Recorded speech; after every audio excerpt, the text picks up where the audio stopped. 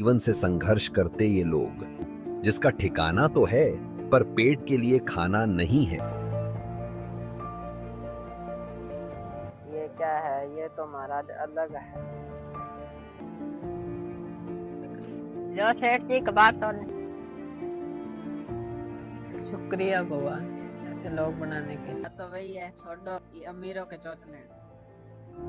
ये बटुआ, इसमें तो पैसे भी हैं। भाई मैं भगवान को याद करके सोया कि भगवान हमें भी बुला ले। देखो बटुआ मिला और इसमें बहुत सारे पैसे। अरे भाई ये बटुआ क्यों उठाया है? जिसका है उसको वापस कर देना। भाई अब तो पैसे मिल गए, अब तो चले। ये ठिकाना बड़ी मुश्किल से मिला है, तो जाना है तो जा सकता है। मैं यहाँ पे घर पे ही रुकूंगा। या मैं चला जाता हूँ। रघु तू जाएगा कैसे? रघु इस उम्मीद के साथ जाने के लिए तैयार तो हो गया कि संत रामपाल जी भगवान का रूप है। क्या रघु को संत रामपाल जी महाराज के आश्रम में जाने दिया जाएगा? जैसे तैसे रघु घर से निकलकर रेलवे स्टेशन पहुंचा। वहां लोग दौड़कर ट्रेन पकड़ रहे हैं ताकि ट्रेन न छूट जाए। रघु भी उसी ट्रेन में बैठ गया और अब रघु का सफर शुरू होता है।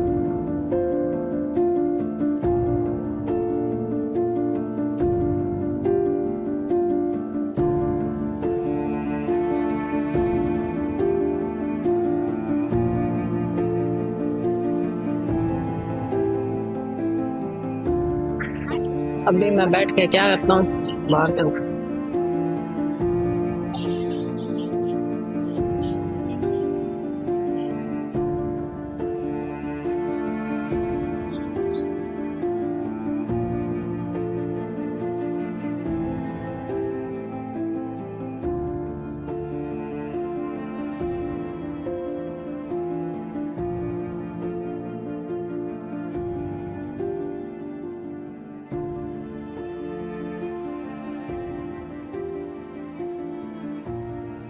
रघु उस कागज के टुकड़े पर लिखे पते पर ट्रेन से उतर गया और सहमा सहमा सा स्टेशन से बाहर निकलकर वहां किसी से आश्रम का पता पूछता है। महाराज जी का आश्रम का, जहाँ पे भंडारा चलता। कौन से महाराज जी? कौन से महाराज जी? नाम तो नहीं पता। अच्छा वो ससई वाला होगा, वो वहाँ पे सेवादार है वहाँ पे। अच्छा ये भंडारे वाले।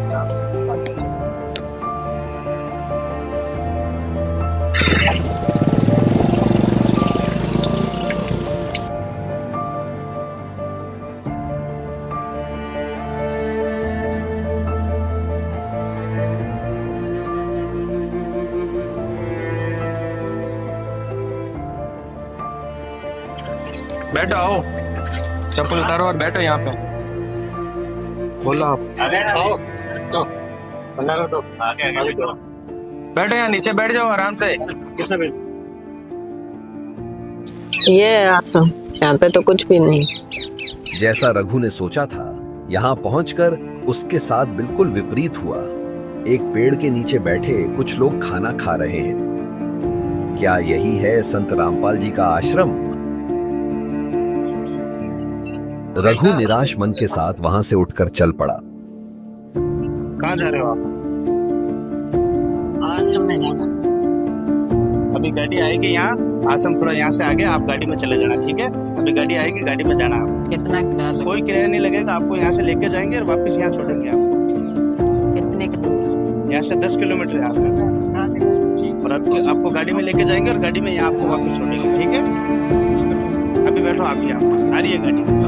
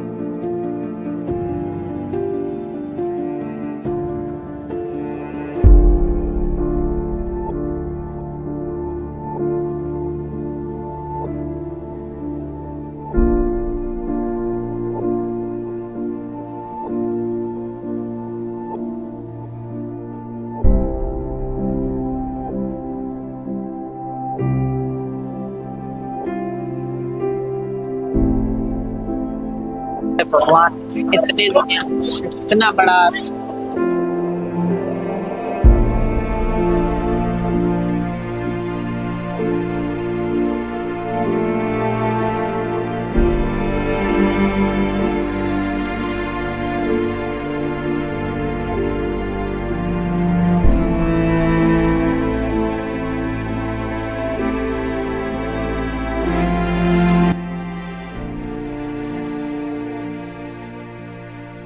हमारे जैसे गरीब लोगों का काम नहीं है और हमारे जैसे गरीब लोगों के पास घर भगवान आते हैं, ये तो अमीर लोगों का काम है। खुद के कपड़े और भाई की बात याद कर रघु आगे बढ़ने की हिम्मत नहीं जुटा पाया और घर के लिए वहां से मुड़ा। तभी वहां खड़े सेवादार ने उसे गेट की तरफ जाने का बोल दिया।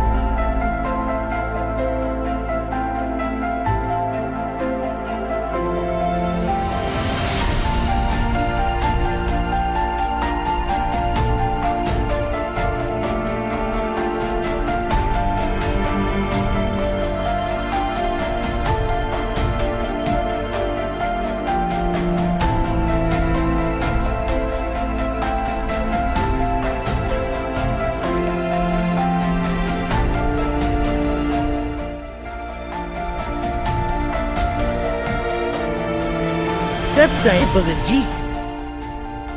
रघु एक तरफ बैठा सोच रहा है, इस अनजान भीड़ में कहां जाऊं, भूख भी लग रही है, क्या करूं।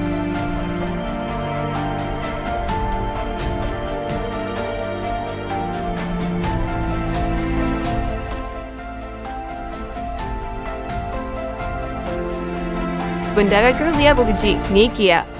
चलो बंडारा करने चलते हैं। इस अनजान भीड़ में रघु को एक दोस्त मिला है, भोला। भोला रघु को खाना खिलाने के लिए आश्रम में बने भंडार गृह में ले जाता है।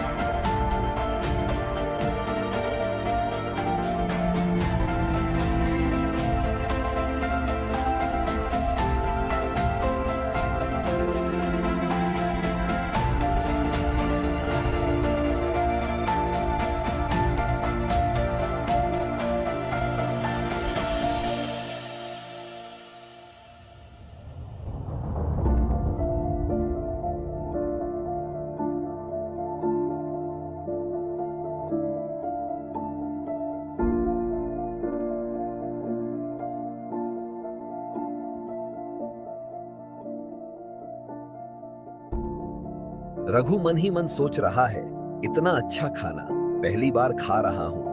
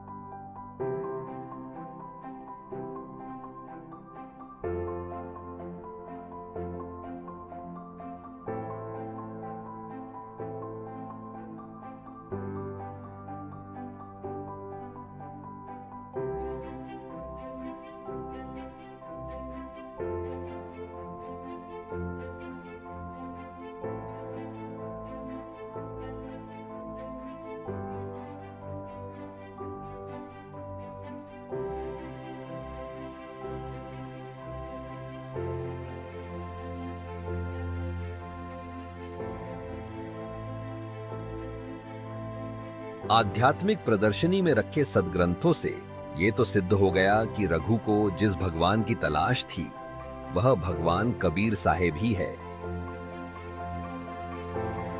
भोला रघु को पूरा आश्रम घुमाता है। आश्रम की व्यवस्था, सजावट और संत रामपाल जी के शिष्यों का बर्ताव रघु को काफी प्रभावित करता है और भोला से कहता है, मुझे भी महाराज जी से नाम दीक्षा लेनी है।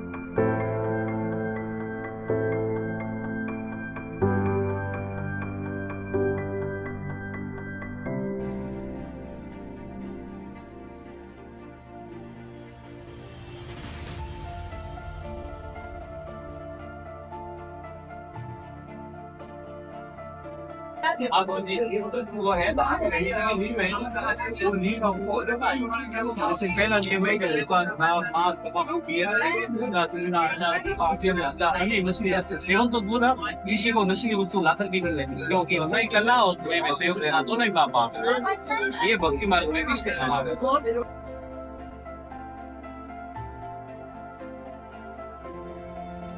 भोला रघु को नाम दीक्षा दिला एक तरफ बैठाकर समझाता है और दोनों चाय पीते हैं।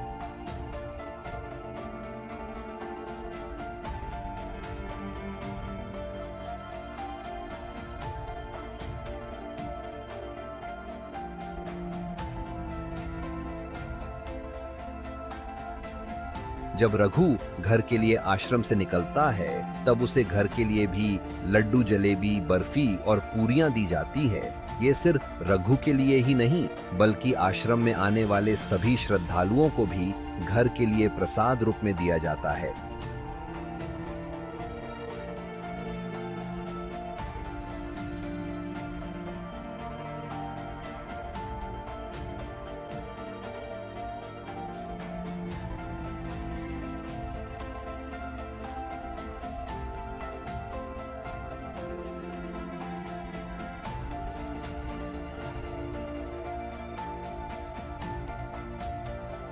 रघु आश्रम भी पहुंच गया और यहाँ की व्यवस्था, लोगों का अपनापन देख काफी प्रभावित हुआ। आश्रम में बनी आध्यात्मिक प्रदर्शनी में रखे धर्म ग्रंथों से ये तो सिद्ध हो गया कि संत रामपाल जी ही भगवान रूप हैं। रघु की भगवान की खोज पूरी हो गई और संत रामपाल जी से नाम दीक्षा ले ली। क्या रघु संत रामपाल जी के बताए नियम मर्यादाओं के साथ उस समाज में खुद को ढाल पाएगा जिस समाज से वो निकल कर आया है? क्या रघु का कदम उसके लिए एक नई चुनौती बन गया है?